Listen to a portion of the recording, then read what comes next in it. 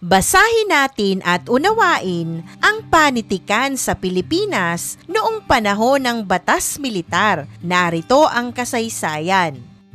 Sa kasaysayan ng Pilipinas, ang panahon ng Batas Militar ay isang madilim ngunit makabuluhang yugto na nagkaroon ng malalim na impluwensya sa panitikan at sa kabuuang kalagayan ng lipunan. Ang Batas Militar na idiniklara ni Ferdinand Marcos noong ika-21 ng Setyembre taong 1972 sa pamamagitan ng proklamasyon bilang 1,081 at tumagal hanggang Enero 17 taong 1981. Layunin umano nitong sugpuin ang lumalalang kaguluhang sibil, kabilang ang mga demonstrasyon ng mga estudyante. Ang banta ng Communist Party of the Philippines na pinamumunuan ni Jose Maria Sison at ang Moro National Liberation Front na pinamumunuan ni Normie Suari. Gayunpaman, sa ilalim ng sistemang ito, nasuspinde ang maraming karapatang sibil tulad ng habeas corpus at ang kapangyarihan ng pamahalaan ay napunta sa iisang pinuno, dahilan upang manaig ang kontrol at panunupil.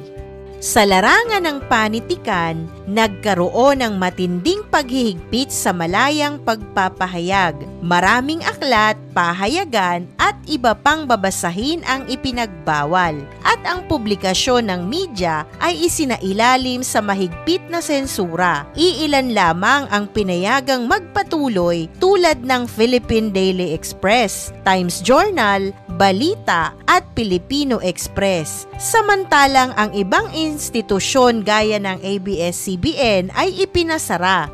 Dahil dito, naging limitado ang kalayaan ng mga manunulat at piling-pili lamang ang mga akdang maaaring mailathala. Kadalasan ay yaong sumusuporta sa pamahalaan. Ayon kay Efren Abueg, ang panitikan sa panahong ito ay mahigpit na kinontrol sapagkat naglalaman ito ng kritisismo laban sa diktadura.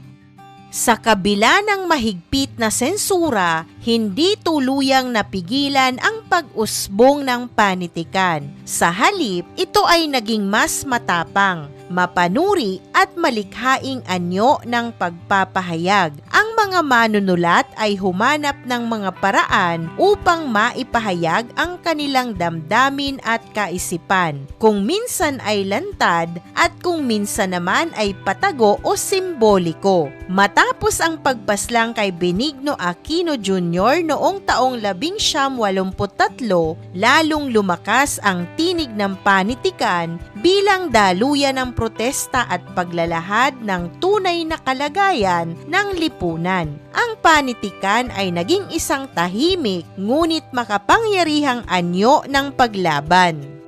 Sa panahong ito, ang mga paksa ng panitikan ay nagbago mula sa simpleng paglalarawan ng pang-araw-araw na buhay tungo sa mas malalim at politikal na mga usapin. Kabilang dito ang kahirapan, pakikibaka sa buhay at pag-asa na kalaunan ay naging mas tuwirang pagtalakay sa militarisasyon, kawalan ng kalayaan, kawalang katarungan at pakikibaka ng mga manggagawa at estudyante. Ipinakita ng panitikan ang tunay na mukha ng lipunan sa ilalim ng diktadura at nagsilbing salamin ng karanasan ng sambayanang Pilipino. Kasabay nito, umiral din ang panitikang nagsusulong ng ideolohiya ng pamahalaan, lalo na ang konsepto ng bagong lipunan. Ang mga akdang ito ay nakatuon sa kapayapaan at kaayusan,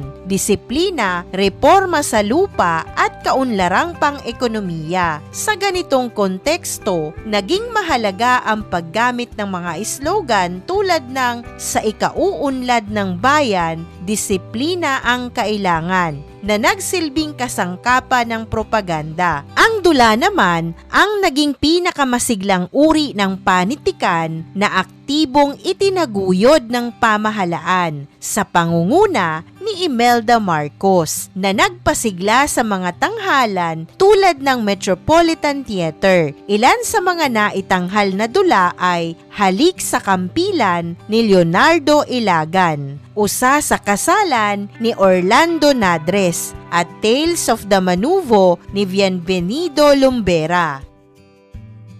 Sa larangan ng panulaan at prosa, maraming manunulat ang sumikat at ginamit ang kanilang panulat bilang sandata ng katotohanan. Kabilang dito si Rogelio Mangahas na kilala sa akdang Mga Duguang Placard, si Jose F. Lacaba na sumulat ng Days of the Squid, Nights of Range noong taong 1982 at ng tulang Prometheus Unbound sa ilalim ng sagisag panulat na Ruben Cuevas. Naging mahalaga rin ang ambag nina Dominador Mirasol na may akda ng Ginto ang Kayumangging Lupa, Mga Aso sa Lagarian, at si Rogelio Ordonez, si Edgardo Reyes na may akda ng Sa Mga Kuko ng Liwanag, Laro sa Baga at Ang Mundong Ito ay Lupa. Kasama rin si Jose Ray Monsayak. Sa panulaan, tampok naman sina Ponciano B. Pineda na sumulat ng Pilipino, Isang Depenisyon, si Virgilio Almario na sumulat ng Doktrinang Anak Pawis, si Teo Antonio na sumulat ng Litanya kay Santa Clara. Noong Agosto taong 1973, naitatag ang Galian sa Arte at Tula na naging mahalagang samahan ng mga kabataang manunulat. Hindi rin dapat kaligtaan ang mga agos sa disyerto taong 1964. Isang mahalagang kalipunan ng maiikling kwento na naglatag ng pundasyon ng makatotohanang panitikan bago pa man ang batas militar. Kabilang dito ang mga akdang Imping Negro, Tataselo at Mabangis na Lunsod na nagpapakita ng kahirapan, kawalan ng katarungan at pakikibaka ng tao, mga temang lalo pang tumingkad sa panahon ng diktadura. Bukod sa panitikan, naapektuhan din ang media at sining. Mahigpit na kinontrol ang radyo at telebisyon. Ngunit nagpatuloy ang malikhaing pagpapahayag sa pamamagitan ng pelikula. Pinangunahan ito ni Lino Broca, Ismael Bernal, Eddie Romero at Mike De Leon. Ang mga pelikulang Insyang taong 1976 at Agila taong 1980 ay nagsilbing salamin ng kalagayan ng lipunan, lalo na ang kahirapan at kawalan ng pag-asa.